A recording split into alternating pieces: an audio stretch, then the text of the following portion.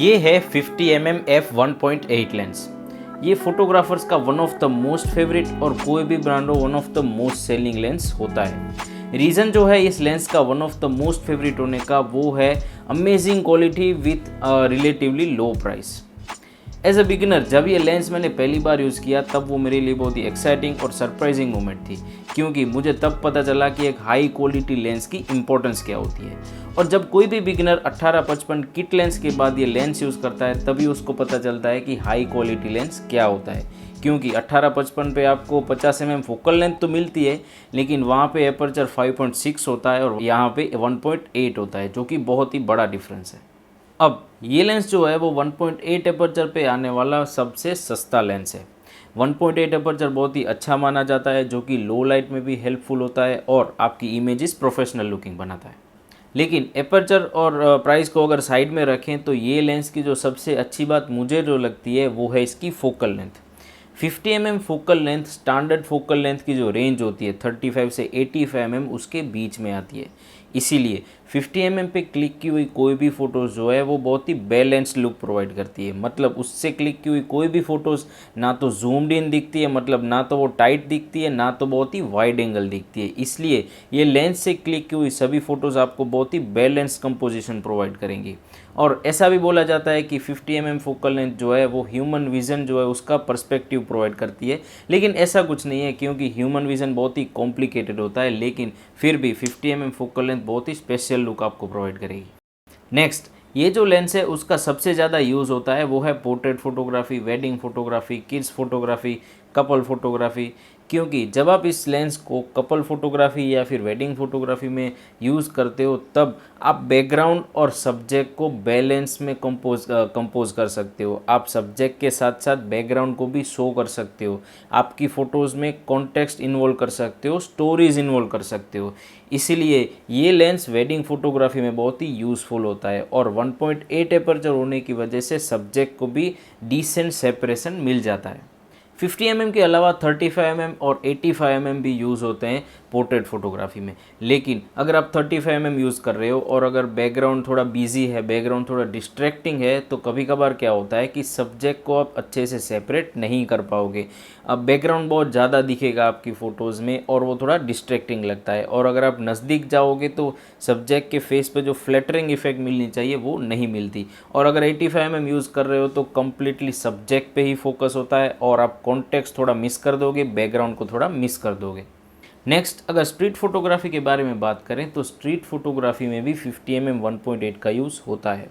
वैसे देखा जाए तो स्ट्रीट फोटोग्राफी जो है वो बहुत ही आर्टिस्टिक चीज़ है। कोई एक वे में या फिर कोई एक फोकल लेंथ पे वो होनी ज़रूरी नहीं होती।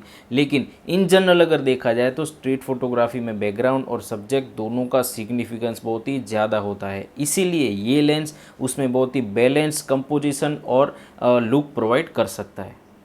नेक्स्ट, 50 mm 1.8 की प्राइस अगर आप 85 mm 1.8 या फिर 35 mm 1.8 से कंपेयर करोगे तो कंपेरेटिवली 2 या 3 गुना कम देखने को मिलती है। और कोई भी कंपनी या फिर कोई भी ब्रांड कोई भी लेंस ऐसे ही सस्ता प्रोवाइड नहीं करती, उसमें आपको डिफरेंस देखने को ज़रूर मिलते हैं। और ये डिफरेंसेस आपको तभी देखने को मिलेंगे जब आप उसकी क्वालिटी कंपेयर करोगे। जैसे कि अगर आप 50 mm 1.8 की शार्पनेस कंपेयर करोगे 85 या 35 mm से, तो वाइड ओपन एपर्चर मतलब 1.8 एपर्चर पे आपको 50 mm की शार्पनेस थोड़ी कम देखने को मिलती है, कॉर्नर्स की शार्पनेस थोड़ी कम देखने को मिलती है। और शार्पनेस जो है वो शायद सब्जेक्टिव हो सकती है, पर्सन टू पर्सन वेरी कर सकती है। कोई अगर फ़ोटो आपको शार्प लग रही है तो वही सेम फ़ोटो किसी और को कम शार्प लग सकती है। इसीलिए शार्पनेस और लेंस के परफॉर्मेंस का जो चार्ट होता है उसको MTF चार्ट बोला जाता है। और अगर 50 mm 1.8 का अगर आप MTF चार्ट देखोगे तो कंपेयर टू 85 और 35 mm इस लेंस में आपको शार्पनेस कम देखने को मिलती है। और पर्सनली मुझे जो है वो शार्पनेस से बड़ी जो प्रॉब्लम दिखती है वो है क्रोमेटिक एब्रेशंस की।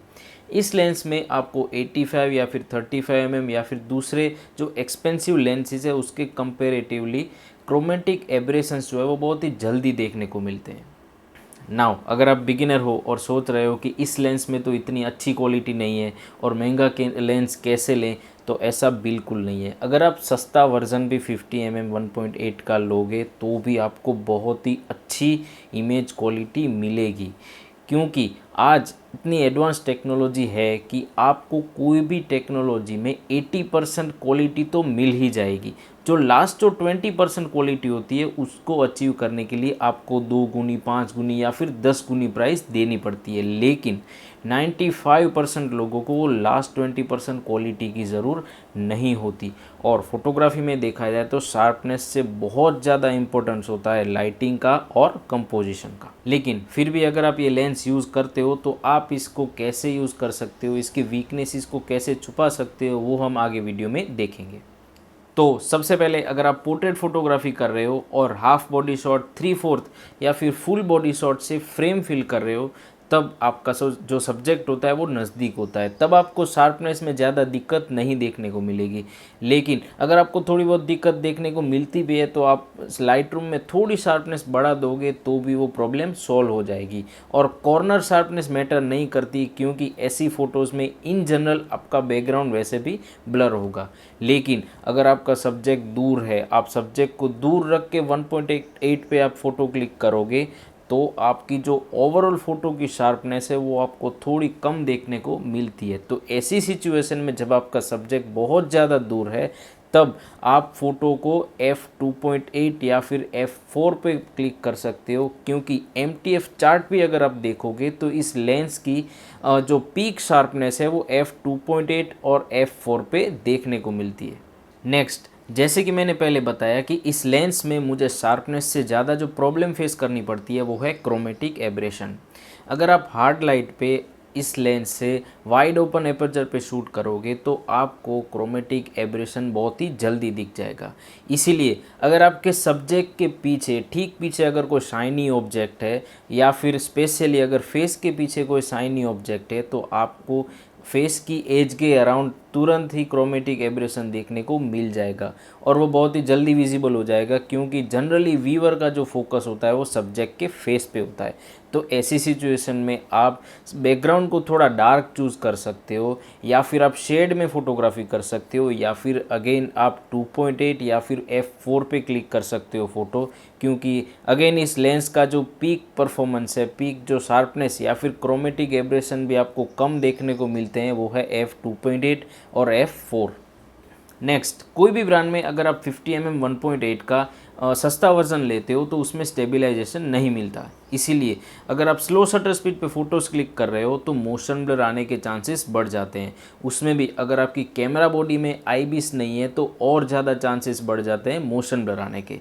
और वो चीज़ आपको शायद कैमरा स्क्रीन पे नहीं दिखेगी, लेकिन जब आप वो फ़ोटोज़ कंप्यूटर स्क्रीन में ओपन करोगे तब आपको पता चलेगा कि आपकी फ़ोटोज़ में मोशन ब्लर आ गया है। इसीलिए आप जब 50mm 1.8 यूज़ करते हो, सस्ता वर्जन यूज़ करते हो, तब आपको ज़्यादा स्टेबल रहना पड़ेगा। नेक्स्ट, अगर आप इस लेंस से वीडियोग्राफी या फिर सिनेमेटोग्राफी करना चाहते हो तो आपको एक और चीज़ फेस करनी पड़ सकती है, वो है फोकस ब्रीथिंग। इस लेंस में आपको इन जनरल थोड़ी फोकस ब्रीथिंग देखने को मिल जाती है जब आप लेंस का फोकस शिफ्ट कर रहे हो, और अगर फोकल लेंथ या फिर फील्ड ऑफ व्यू चेंज हो रहा है तो उसको फोकस ब्रीथिंग बोला जाता है। नेक्स्ट, जैसे कि मैंने पहले बताया कि इसमें स्टेबिलाइजेशन नहीं होता, इसीलिए अगर आप हैंड हेल्ड शॉट ले रहे हो तो बहुत ज़्यादा प्रॉब्लम फेस करनी पड़ सकती है, बहुत ज़्यादा जर्क्स देखने को मिलेंगे। और अगर आपकी कैमरा बॉडी में भी IBIS नहीं है तो बहुत ज़्यादा माइक्रो जर्क्स देखने को मिलते हैं जो आप पोस्ट प्रोसेसिंग में भी स्टेबलाइज नहीं कर सकते। इसीलिए या तो आप हैंड हेल्ड शूट करना अवॉइड कर सकते हो या फिर आप गिम्बल यूज़ कर सकते हो। नाउ, अब तक जो हमारी बात हो रही थी वो थी 50mm lens with full frame camera. लेकिन अगर आपके पास क्रॉप सेंसर कैमरा है तो बहुत कुछ चेंज हो जाएगा, और सबसे बड़ा जो चेंज आएगा वो है फोकल लेंथ में, फील्ड ऑफ व्यू में। और जो मैं बात कर रहा था स्पेशियल लुक या फिर बैलेंस्ड लुक या फिर बैलेंस कंपोजिशन ये लेंस प्रोवाइड करता है, वो आपको क्रॉप सेंसर बॉडी में नहीं मिलेगा, वो पूरा चेंज हो जाएगा। इसीलिए अगर आप इस लेंस को क्रॉप सेंसर बॉडी के साथ यूज़ करोगे तो आपको almost 75 to 80 mm focal length जितना फील्ड ऑफ व्यू मिलेगा, जो कि पूरी डिफरेंट फोकल लेंथ है, पूरा डिफरेंट लुक प्रोवाइड करता है। तो इसीलिए अगर आपको 50 mm का लुक क्रॉप सेंसर बॉडी के साथ चाहिए तो आप 35 mm लेंस यूज़ कर सकते हो, जो कि आपको 52 टू 55 mm की फोकल लेंथ प्रोवाइड करता है, लेकिन वो लेंस एक्सपेंसिव होते हैं, तो इसीलिए आप क्रॉप सेंसर के स्पेशल 35 mm लेंस यूज़ कर सकते हो, जो कि थोड़े आपको सस्ते मिल जाएंगे।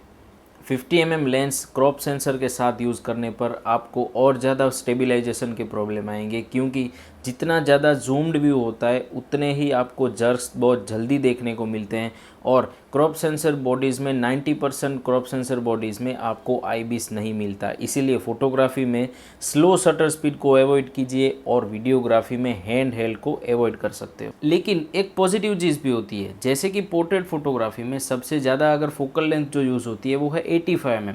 तो आप 50 mm लेंस अगर क्रॉप सेंसर बॉडी के साथ अटैच करोगे तो आपको ऑलमोस्ट 80 mm जितनी फोकल लेंथ मिलेगी, जो कि आपको पोर्ट्रेट्स में ज़्यादा फ्लैटरिंग इफेक्ट प्रोवाइड करता है, और आपको ये लेंस 85 mm के कंपेयर में सस्ता भी मिल जाएगा। तो ये थी थोड़ी इन्फॉर्मेशन 50 mm 1.8 के रिलेटेड। मैंने इसको कम से कम ब्रांड रिलेटेड रखने की कोशिश की है। कैनन हो, सोनी हो या फिर निकॉन हो, ये इन्फॉर्मेशन आपको ज़रूर काम आई होगी, और स्पेशली फॉर बिगिनर्स ये लेंस बहुत ही आउटस्टैंडिंग रिजल्ट्स प्रोवाइड कर सकता है, और इसके वीकनेसेस को कैसे आप छुपा सकते हो वो भी हमने इस वीडियो में देखा।